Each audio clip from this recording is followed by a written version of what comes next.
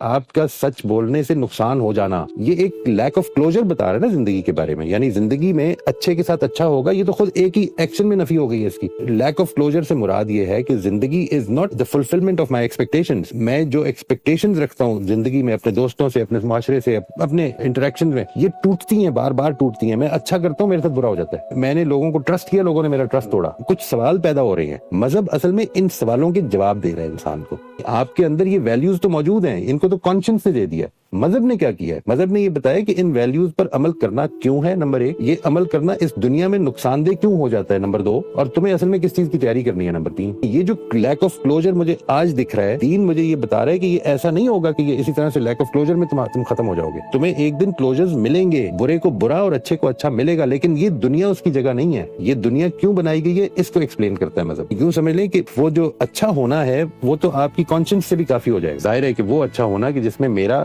انسانوں کے ساتھ انٹریکشن ہے، وہ تو میری کانشنس سے بھی ٹھیک ہو جائے گا. میں نے خدا کے ساتھ کیسے انٹریکٹ کرنا ہے، یہ میں نہیں خود ڈسکور کر سکتا، یہ مذہب آ کے بتائے گا مجھے. میں اس دنیا میں کیوں بھیجا گیا ہوں، یہ مذہب نے آ کے بتایا مجھے. میں اس دنیا میں یہ جو میں ویکیومز دیکھ رہا ہوں کہ I do good but good things don't happen to me, ایسا نہیں ہو رہا، تو یہ کیوں نہیں ہو رہا؟